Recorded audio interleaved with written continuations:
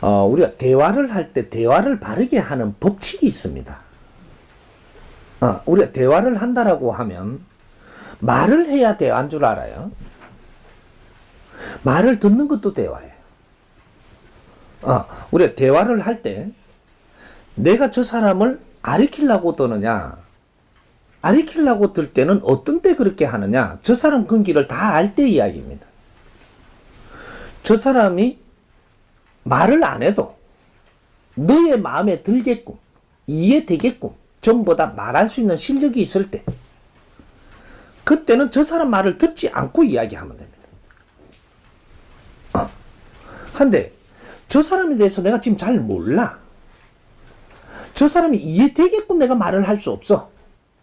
이럴 때는 어떻게 하느냐? 저 사람 말을 많이 들어야 됩니다. 저 사람이 어려운 사정이든, 저 사람이 신경질적인 이 환경이든 내가 많이 들어야 된다 이 말이죠. 1차적으로는 저 사람 말을 많이 들어야 되고, 여기 1차적입니다. 만일에 예를 들어서 이제 요걸 정확하게 이야기를 해주면, 내가 저 사람을 잘 모르는데 저 사람하고 대화하려면 3번은 만나야 됩니다. 한 번 만나서 저 사람한테 내가 설명을 했다면 저 사람은 절대 움직이지 않습니다. 3번은 만나야 된다. 그럼 3번을 만나는데 어떻게 만나느냐? 한 번 내가 만났을 때는 저 사람이 말하는 걸 잘 들어줘야 돼. 내가 질문해서도 안 된다. 다 들어야 돼. 3번 만난다라고 할 때, 그럼 두 번째 만날 때 어떻게 하냐? 내가 30%는 물어봐야 됩니다. 묻는 거는 내가 물으려고 해도 물을 수 있는 명분을 갖고 물어야 돼요. 그러면 저 사람한테 30%는 내가 물을 자격이 있다. 왜? 처음 만나서 다 들었기 때문에. 들어준 게 있기 때문에 그 다음에 만날 때는 30% 물을 자격이 성립된다. 이게 자연의 법칙입니다. 노력 없이 저 사람한테 묻는 게 안 맞다 이 말이죠. 저 사람의 환경을 내가 충분히 다 듣고 나야 그 다음에 여기서 정리를 해가지고 요거에 대해서는 다시 한번 물어봐야 되겠다. 이것이 되는 게 30%. 넘어가면 안 됩니다. 그렇게 해서 이제 두 번째는 30% 물어보면서 70%를 듣는 겁니다. 요래 듣고 세 번째 만날 때, 요럴 때는 내가 저 사람한테 필요한 이야기를 할 수 있는 요것이 30%가 들어있고, 요게 인자는 이야기를 해줄 수 있다 이 말이죠.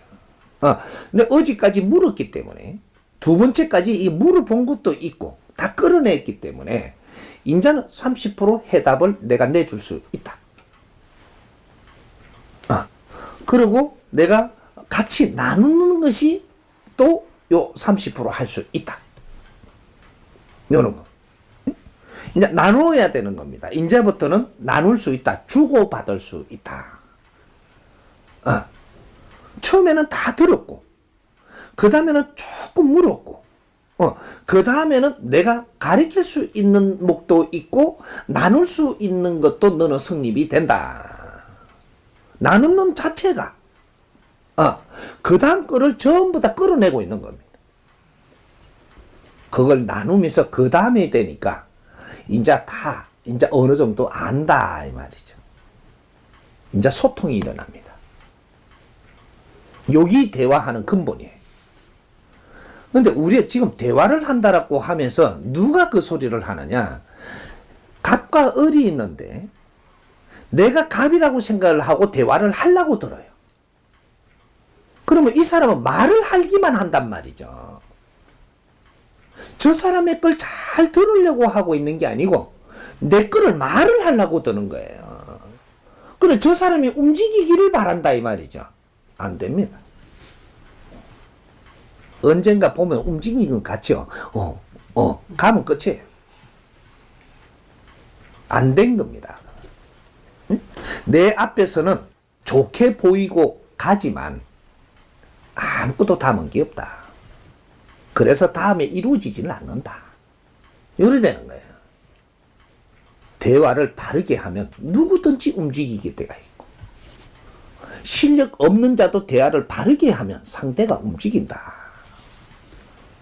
대화의 근본에 이 원리를 모르고 있는 것이다.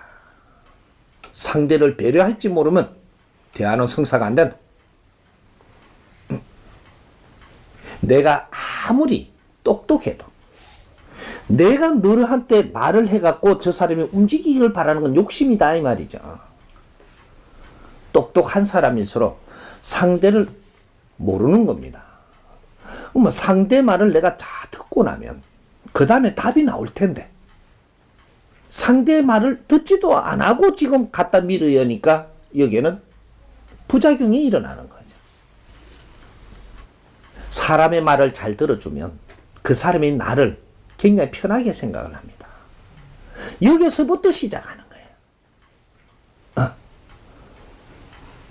거예요. 대화를 바르게 하면 전쟁도 멈추게 할 수 있고, 어떤 일도 평화를 찾게 만들 수 있습니다. 인생 사는데 꽃이 대화예요. 대화로서 풀어나가는 것이다. 굉장히 중요한 거죠. 이제 대화를 바르게 하려면 나를 갖춘 자라야 질 좋은 대화를 할 수 있다. 그래서 뭐든지 풀어나갈 수가 있고 세상도 움직일 수 있다. 갖추어야 된다. 바른 공부. 이때까지 우리가 지식을 갖추면서 갖춘 거는 지금 우리가 일부분을 갖춘 거예요. 이 지식을 갖추는다. 지금 지식을 갖추면서 어떤 걸 갖췄느냐면 내 영혼을 키운 것이다. 이렇게 되는 거예요. 지식을 갖추는다라는 것은 영혼이 성장하는 겁니다. 육신이 성장하는 게 아니에요. 영혼은 지식을 먹고 성장을 하는 것이고, 육신은 물질을 흡수해갖고 보존하는 것이고, 내가 영혼이 성장하기 위해서 우리는 윤회를 하면서 계속 지식을 갖추어가는 거예요. 이게 지금 우리 요 지식인들은 영혼이 다 컸어요. 영혼이 다 컸는데 이게 뭐 때문에 지금 문제가 돼가지고 우리가 지혜가 안 나오고 분별이 떨어지느냐? 이 영혼의 밀도가 안 찼다 이 말이죠. 에너지라는 것은 본 에너지가 있고 에너지의 밀도를 올리는 게 있습니다. 우리 영혼은 자연에 없어서도 안 되는 이 원소 에너지단 말이죠. 이 에너지가 크더라도 이 구멍이 많아요. 여기 밀도를 채우지 않으면 다른 걸 생산하지 못한다. 새로운 패러다임, 이 시대에 맞는 신패러다임이 안 나온다. 밀도가 모자라서. 일반 지식만 갖춰갖고는 새로운 패러다임을 열 수가 없습니다. 요 지식 안에 것만 생각할 수 있지. 여기서 밀도를 채우게 되면 새로운 패러다임이 저절로 나오게 돼 있다. 그럼 이 영혼에 이 지식을 갖추었는데 이 영혼이 이만큼 컸는데 밀도를 뭐로 갖추느냐? 진리를 받아야 밀도가 생깁니다. 진리의 지식. 이걸 못 갖춘 거예요. 지금 이 사람이 정법으로 자연의 법칙을 가르쳐 주는 거는 진리로 풀어서 이해되게끔 지식으로 내주는 거예요. 이걸 못 먹으면 새로운 패러다임이 나올 수가 없고 지혜가 안 나온다. 그래서 이 강의를 듣고 나면 내가 뭔가 모르게 차는 거죠. 이 커갖고 있는데 안에 빈 공간이 채워지는 거예요. 그래서 더 채우니까 이 밀도가 강해지는 거예요.